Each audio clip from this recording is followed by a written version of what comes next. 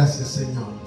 Sean bienvenidos en esta hora a esta transmisión en la cual estamos glorificando el nombre del Señor después de haber adorado, después de haber alabado su nombre. Queremos participar de la palabra. Sea bienvenido cada uno de los que nos están viendo, de los que se han conectado, familia Jesús el Buen Pastor, iglesia Jesús el Buen Pastor, todos los hermanos que nos están viendo en diferentes estados, países, lugares. Sean bienvenidos y unámonos para recibir la palabra, para estudiar la palabra, tal y como el Señor quiere que lo hagamos. Vamos a seguir la secuencia que llevamos del libro de Apocalipsis. Estamos estudiando los sellos del Cordero y en esta hora vamos a ver acerca del jinete del caballo negro. Una de las cosas que el Apocalipsis nos da garantía de bendición es lo que el Señor le dice al apóstol Juan. Bienaventurado, dice, el que lee, el que oye y el que guarda las palabras de esta profecía. Ahí está la bienaventuranza 3 veces: el que lee, el que oye y el que guarda las palabras de la profecía. ¿Por qué? Porque el mismo libro de Apocalipsis dice: Jesús mismo es el espíritu de la profecía. Cuando nosotros vemos esto, entonces debemos de entender por qué el Señor dio este libro a la iglesia. En el capítulo número 5 dice que se proclamaba en el cielo un ángel poderoso, poderoso y grande. Dice que tomó de la mano derecha del que estaba sentado en el trono. Tomó un libro que estaba escrito por dentro y que estaba escrito por fuera y que estaba sellado. Y dice que tenía 7 sellos. Y cuando el ángel poderoso y fuerte proclamaba en el cielo, porque esta es una escena celestial, dice que proclamaba diciendo: ¿quién es digno de abrir el libro y desatar sus sellos? Y ninguno, ni en el cielo, ni en la tierra, ni debajo de la tierra, podía abrir el libro, ni aún mirarlo. Entonces el apóstol Juan dice que lloraba y lloraba y lloraba mucho. Lo interesante es que lloraba en el cielo. Y cuando uno de los ancianos, de los 24 ancianos que están alrededor del que está sentado en el trono, lo vio, llorando se levantó y le dijo: mira, no llores. He aquí el león de la tribu de Judá, la raíz de David, ha vencido para abrir el libro y desatar los sellos. Y dice que cuando él oyó esas palabras, dice que vio en medio del trono y de los 4 seres vivientes y en medio de los ancianos que estaba de pie un cordero como inmolado, o sea, estaba sangriento. Y dice que tenía 7 cuernos, 7 ojos, los cuales son los 7 espíritus de Dios enviados por toda la tierra.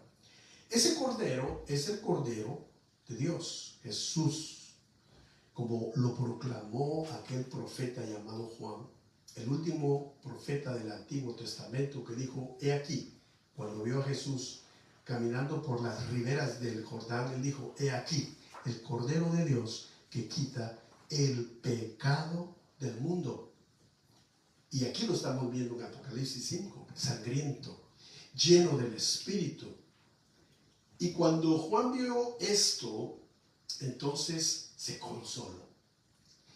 Y ahora entonces pasamos al capítulo 6 y vamos a hablar, ya hemos hablado del caballo blanco, hemos hablado del caballo rojo y ahora vamos a hablar del jinete del caballo negro.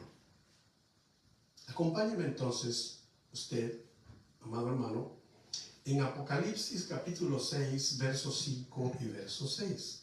Dice de la siguiente forma: cuando abrió el tercer sello, oí al tercer ser viviente que decía: ven y mira.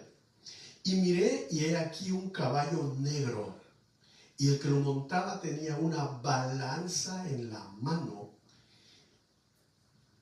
Y oí una voz de entre los 4 seres vivientes que decía: 2 libras de trigo por un denario, y 6 libras de cebada por un denario, pero no dañes el aceite y el vino.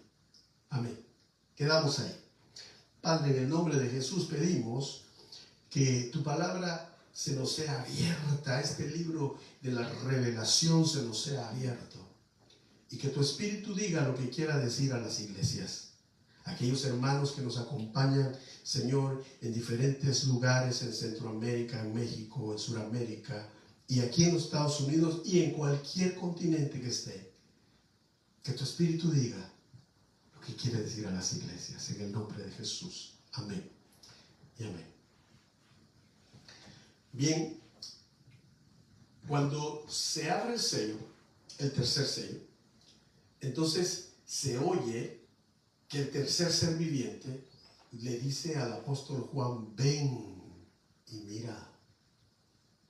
Y cuando aquel caballo negro y el que lo montaba salen, curioso, tenía una balanza. Me gustaría haber tenido una balanza, pero es como una balanza donde se pesa. Cuando usted va a la carnicería, bueno, ahora las balanzas son más modernas, pero esas balanzas tenían 2 partes y un pendiente, y se medía por libras lo que se vendía. Entonces exactamente este personaje del caballo negro, el jinete del caballo negro, sale con una balanza. Pero cuando ve la balanza, dice que decía, en medio, se oyó una voz en medio de los 4 seres vivientes que decía: 2 libras, oiga, eso es literal, 2 libras de trigo por un denario. Primero que quisiéramos definir qué es un denario. Pues un denario era la moneda que se utilizaba en el Imperio Romano. Y un denario representaba en aquel tiempo el salario de un día para un trabajador.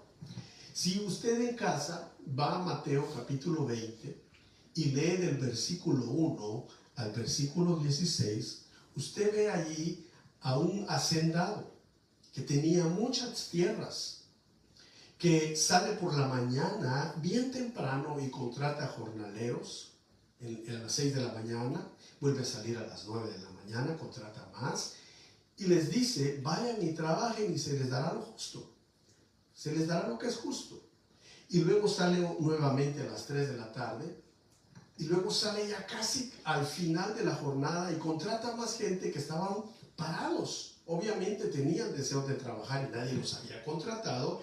Y cuando llega la hora de salida de la jornada de aquel día, este varón, este hombre, le da un denario a cada uno de los jornaleros. Y algunos de ellos creyeron que les iban a dar más, pero les dijo: no, yo ¿cuánto acordé en pagarles? Un denario, el salario de un día. Entonces, ¿cuánto les di? Un denario. Pero no tengan envidia que a los que vinieron hasta más tarde, los que no sufrieron todo el calor del sol como ustedes, yo les doy un denario porque es mi dinero. Les digo: yo con mi dinero lo que yo quiero. Así que vayan en paz, tranquilos. Yo les pagué lo que acordé. Váyanse tranquilos. Entonces, en esta parábola que el Señor habló, vemos que un denario es el salario de un día. Ahora, ¿qué tiene que ver eso con lo que estamos viendo hoy? Pues tiene que ver mucho, porque en medio de los 4 seres vivientes se oyó que cuando el jinete del caballo negro sale con la balanza, se anuncia y dice: 2 libras de trigo por un denario. Ahora, para ir a los tiempos que nosotros vivimos, yo averiguaba algo que me intrigaba. Yo quería llegar al fondo de esto. Y puse a buscar y encontré cuánto valdría hoy un denario. Hoy, estamos hablando del 2025. ¿Cuánto vale un denario basado en el dólar americano? Nosotros aquí pues estamos en los Estados Unidos, y los Estados Unidos pues guste o no a las personas, es la potencia mundial y lo que aquí pasa pasa por todo el mundo. Afecta a bien o afecta para mal. Entonces, basado en el dólar americano, el salario mínimo federal de los Estados Unidos es 7.25. Este es el salario mínimo por hora que gana en este momento. Este es el salario mínimo federal. Federal, entiéndase eso. Porque aquí en Maryland, donde nosotros vivimos, el estado de Maryland ha subido el mínimo que se gana aquí son aproximadamente un poco más de $15 por hora. Pero esto afecta a la economía de las personas. Yo he platicado con alguien que tiene mucho entendimiento en lo que es la economía y la economía de Estados Unidos, y me decía, cuando una persona trabaja en un McDonald's o en un lugar que le pagan $15 la hora, aparentemente le beneficia, pero no beneficia en realidad, porque entonces como se le paga más del salario mínimo estipulado por el gobierno federal, entonces los consumidores tienen que pagar más. Si antes pagábamos por un Happy Meal o por decirle algo, un Happy Meal $5, hoy se tiene que pagar el doble, porque quien lo está sirviendo gana más, gana el doble de lo que se estipuló en el gobierno federal, el salario mínimo. Entonces me decía esta persona, por eso estos trabajos tienen que ser trabajos, pero no para una persona que devenga un sueldo para mantener una familia, sino que estos trabajos deben de ser trabajos para estudiantes o para personas que están transicionando para estudiar una carrera o un oficio para luego ir a su oficio o carrera y ganar más. Estos son trabajos, por eso tienen el sueldo mínimo, el salario mínimo, pero al aumentarlo al doble, entonces afecta a los consumidores. Entonces, yo di esta explicación porque basado en el salario mínimo federal de los Estados Unidos, que es 7.25 por hora, el indicador que hemos elegido para el salario de un trabajador que trabaja y gana el sueldo mínimo, esto equivale a $43.50 si esa persona trabajara 6 horas al día con un salario mínimo. Entonces usted le puede añadir un poquito, si trabaja 8, pues va a ser un poco más obviamente de $43. Entonces, por lo tanto, un denario romano para un trabajador que trabaja en Estados Unidos ganando 7.25 la hora, sueldo mínimo, trabajando 6 horas, un denario romano hoy en día valdría $43.50 de dólares estadounidenses. Entonces, eso es lo que podemos nosotros entender que es un denario hoy en día. Póngale, si trabaja 8 horas esa persona, pues obviamente añádale $14 más. A ver, un matemático que me ayude ahí. 43 más 10 son 53, más 7 son 57, más 3 vienen siendo $61. $61.50 aproximadamente valdría el denario por 8 horas. Pero vayamos un poco más adelante. Entonces, ¿cuál es el precio actual? Hoy estoy hablando del precio actual de 2 libras de trigo en los Estados Unidos. ¿Cuál es el precio actual de hoy, del 2025? ¿Sabe cuál es el precio actual? Eso va a variar según el tipo de producto y el lugar donde se compra. Por ejemplo, muchas gentes compran en Amazon. Y el trigo agrietado occidental de 2 libras tiene un precio de $7.63 por 2 libras. 7.63 por 2 libras. Mientras que el trigo integral, que es el que consume la mayor parte de personas, Este trigo integral, las 2 libras valen 11.99, $12. 2 libras. O sea que está valiendo la libra $6 la libra de trigo integral. Si la persona lo comprara en Walmart y compra, por ejemplo, la harina ya hecha, ya la harina molida, y compra 2 libras, también estaría disponible por $12.99. Entonces, por ejemplo, para la gente que no puede pagar eso, entonces hacen una mezcla de harina con maíz y ya la venden entonces la libra a 2.32. Bueno, en conclusión, ¿cuánto vale la libra en los Estados Unidos? 2 libras de trigo valen $13. Si usted lo compra en Walmart, le vale $13 las 2 libras. 2 libras. Entonces, esto lo podemos comparar con lo que dice aquí. 2 libras de trigo por un denario. Entonces, obviamente, $13 no es el precio de lo que gana una persona. Pero como va la economía, las cosas cada vez valen más.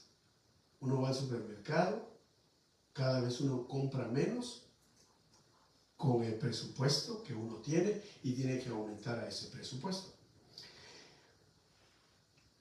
Entonces, yo veía ¿cuál es el precio de la cebada? Porque dice la Biblia, precio de 6 libras de cebada por el precio de un denario. Entonces, en los Estados Unidos, ¿cuánto es lo que valen 6 libras de cebada? Si lo compra en Amazon y compra a cebada perlada orgánica, 6 libras le van a valer $20. 6 libras de cebada. Si lo compra en otro lugar que se llama Food to Life, 2 libras valerán $12.30. Sin embargo, si usted lo compra 2 libras de este producto de la cebada, fíjese, dice, además Food to Life ofrece cebada perlada descascarada de 2 libras por $12.30. Por lo tanto, 6 libras estarían costando aproximadamente $37. Entonces, en conclusión, 6 libras de cebada en los Estados Unidos, de la que es la cebada perlada descascarada, vale $37 las 6 libras. Ya eso se está aproximando ya casi al salario de un día del sueldo mínimo de una persona. Bueno, sigamos un poco más. Luego le dice a este jinete, leo y dice, oí una voz en medio de los 4 seres vivientes que decía, 2 libras de trigo por el salario de un día. ¿Cuánto dijimos que vale la libra en los Estados Unidos? $14 las 2 libras de trigo. Y 6 libras de cebada dijimos que valen $37 las 6 libras. Y luego dice por un denario, pero no dañes el aceite ni dañes el vino. Estamos leyendo Apocalipsis 6, 5 y 6. Entonces, cuando yo veía eso, comencé a pensar, pero entonces, ¿qué es el aceite y el vino? ¿De qué se trata? Bueno, hay muchas interpretaciones. Si nos vamos a la interpretación económica, pues obviamente es literalmente el aceite y el vino. Pero son productos que se pueden guardar y que aunque haya escasez, son productos que pueden almacenarse porque no se van a arruinar.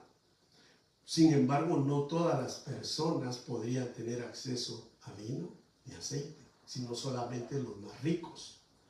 Ahora, hay una interpretación de algunas personas que dicen que el aceite y el vino son el remanente que es el pueblo de Dios, la iglesia, los que han nacido de nuevo.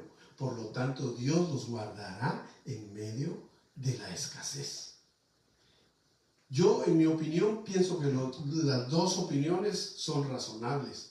El pueblo de Dios va a ser guardado en medio de la escasez, el Señor proveerá, pero también se va a acumular el aceite y el vino, las personas más pudientes. Veamos algo más. La Biblia dice en Mateo 24:6, y oiréis de guerras y rumores de guerras.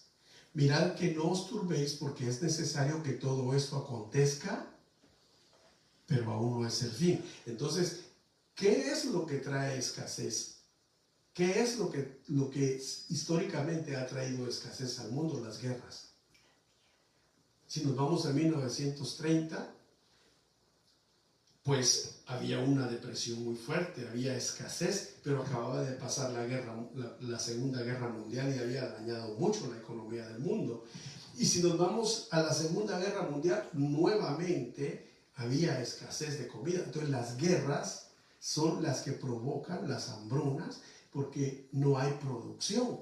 La Biblia dice, oiréis de guerras y de rumores de guerras, mas no os turbéis porque es necesario que todo esto acontezca, pero aún no es el fin. Entonces estamos viviendo un tiempo exacto, como dice Mateo 24:6, guerras y rumores de guerras.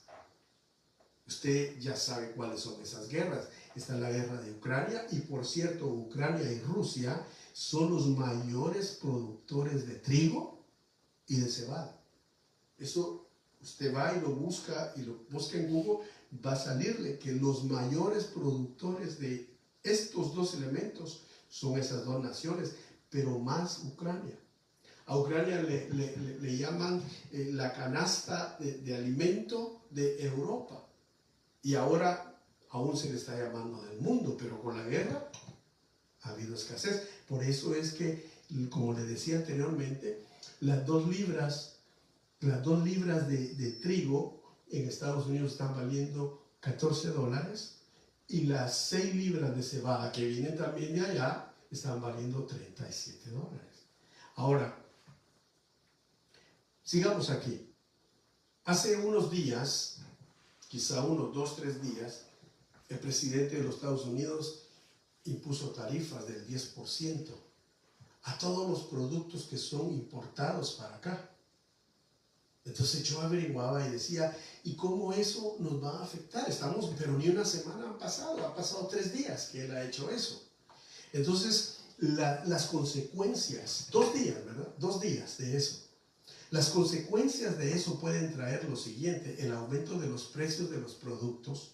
Las tarifas sobre el producto importado generalmente conducen a un aumento en los precios de esos productos en el mercado. Pero esto no solo afecta al que exporta, sino a nosotros que compraríamos ese producto, porque lo compraríamos a precios más elevados. Eso sería eso sería en cuanto a los productos, pero en cuanto a la economía, ¿cómo afectarían las tarifas? Si las tarifas afectan de manera significativa el comercio internacional y las cadenas de suministro, puede haber una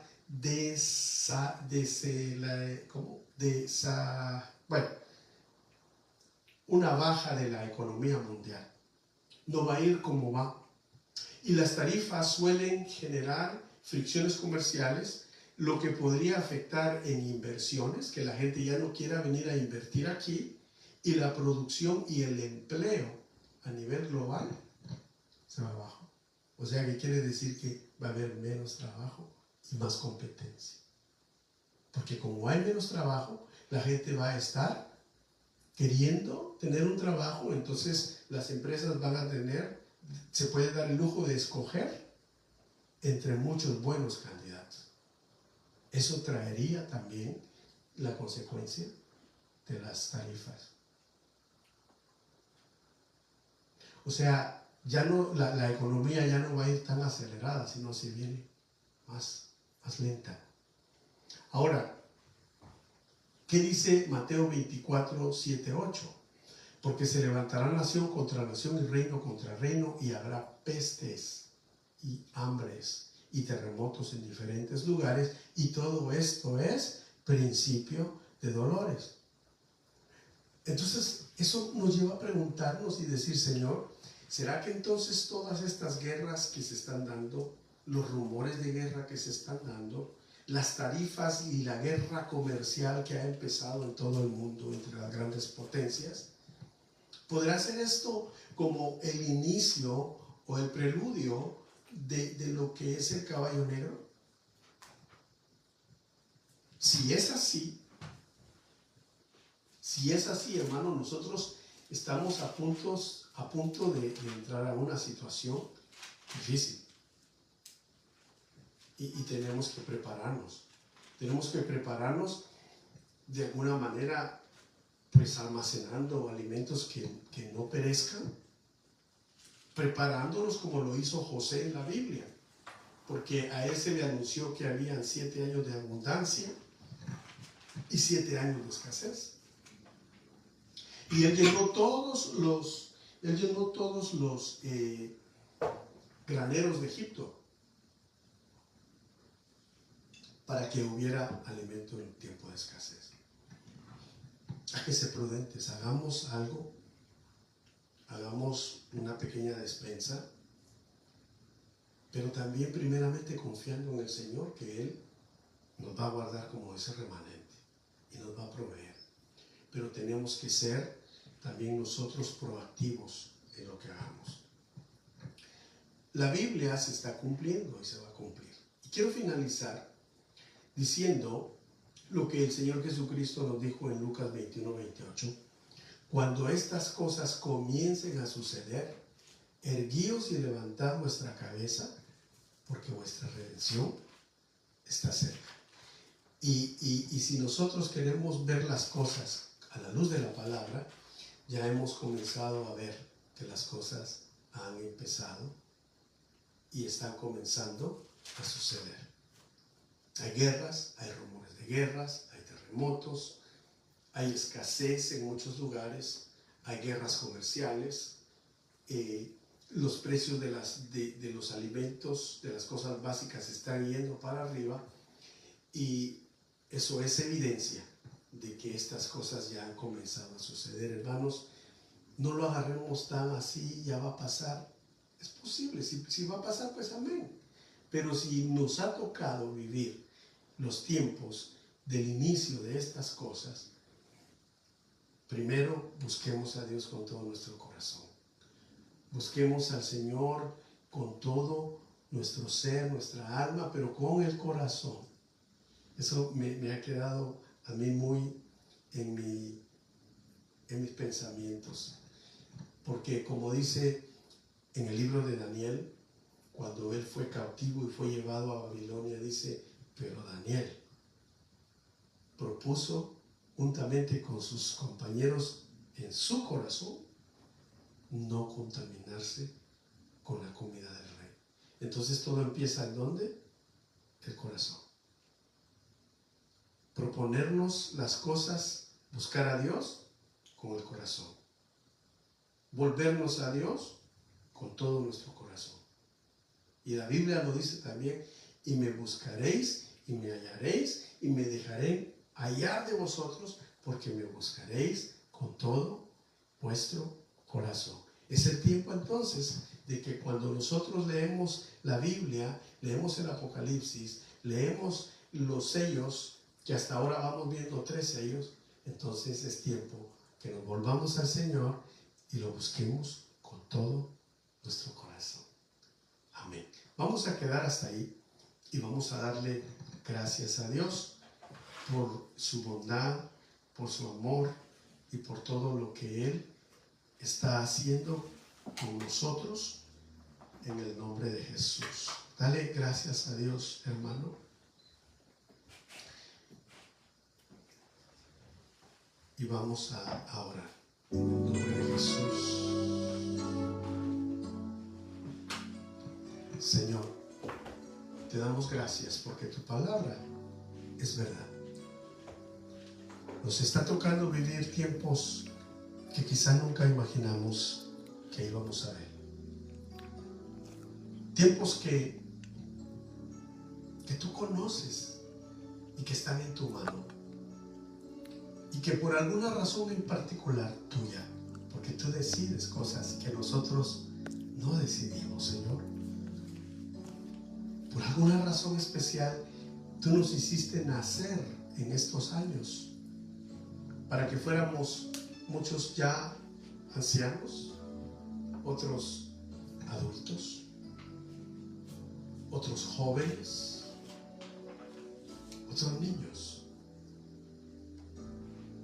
pero que viviéramos en estos tiempos que estamos viendo y viviendo, Señor, en este tercer siglo, el siglo XXI, en el cual se están cumpliendo las profecías, se está cumpliendo la palabra de Dios anunciada por los profetas y anunciada por tus santos apóstoles, como lo es el apóstol Pablo, el apóstol Pedro, el apóstol Juan, que inspirados por tu Espíritu, Señor, nos dejaron escrito todo esto.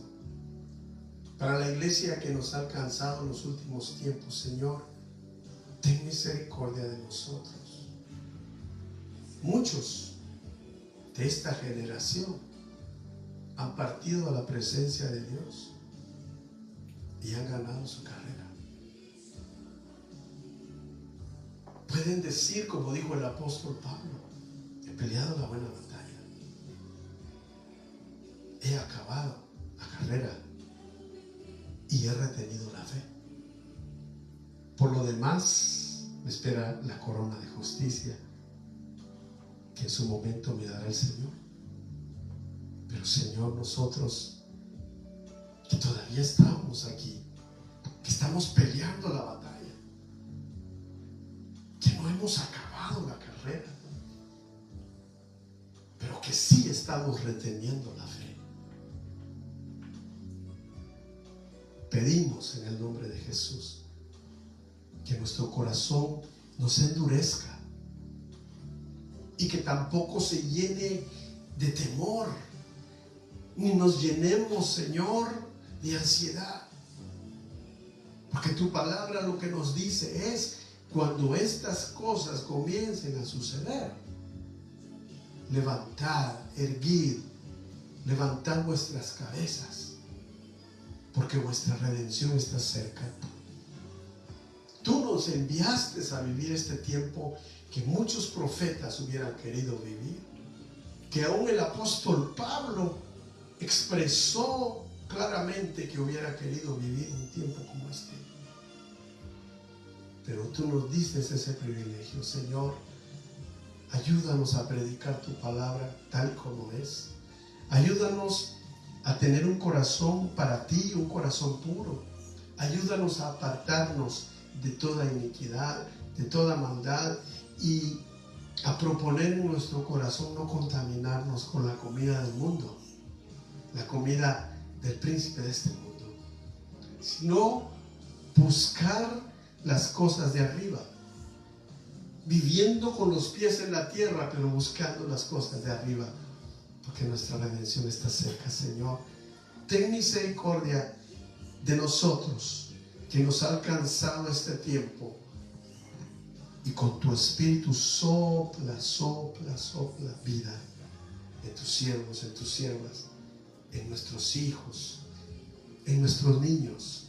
Que se cumpla, Señor, la palabra dicha por el profeta Joel: en los últimos días derramaré de mi espíritu, vuestros hijos profetizarán, vuestras hijas profetizarán, vuestros jóvenes verán sueños, vuestros jóvenes verán visiones, vuestros ancianos soñarán sueños, y los siervos y las siervas profetizarán del Espíritu, de parte del Espíritu Santo.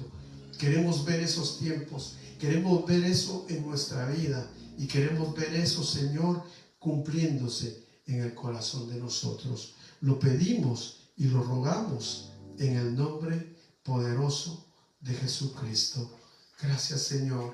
Bendice a tu pueblo y bendice a tu iglesia, porque a ti buscamos y a ti clamamos, Señor. Gracias. Dale gracias a Dios y dile: Señor, dame esa vida que necesito tener. Cantemos: no basta solo con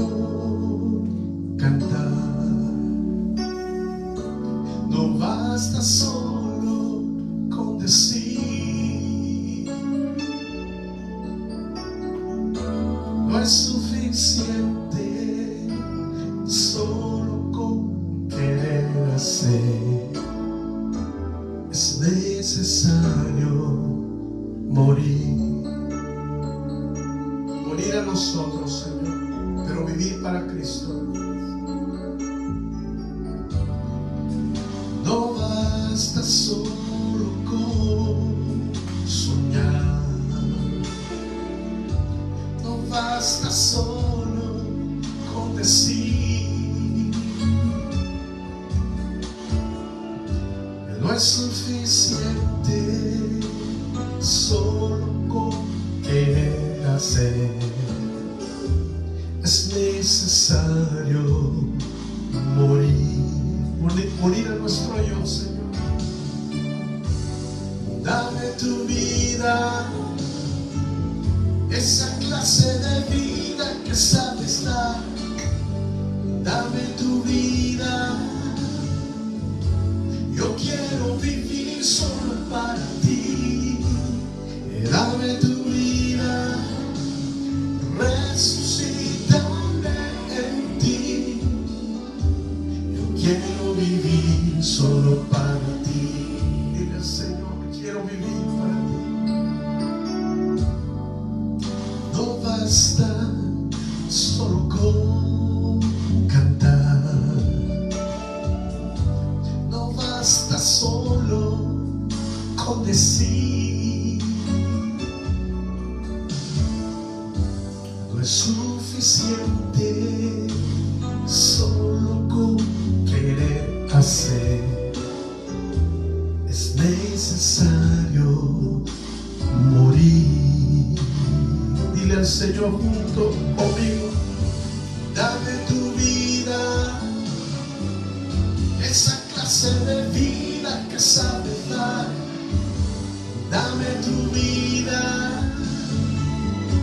yo quiero vivir solo para ti. Dame tu vida, resucítame en ti. Yo quiero vivir solo para ti. Sí, Señor. Gracias, Señor. Bendícenos y ayúdanos en este tiempo. Aviva nuestro corazón, aviva nuestro espíritu. En el nombre de Jesús, sopla sobre nosotros tu vida, Señor, sobre tu pueblo, tu avivar, tu avivamiento, que avive los corazones de cada uno de nosotros. Gracias, Señor. Que Dios te bendiga, mi hermano. Te esperamos el domingo a las 2 de la tarde. Estaremos transmitiendo en vivo. Y para los que están aquí cerca, en Frederick, Maryland, Germantown, los lugares vecinos, les invitamos que nos visiten a las 2 de la tarde en nuestro culto presencial. Que Dios te bendiga y que el Señor avive tu corazón hoy y el mío también. Bendiciones a todos. Amén.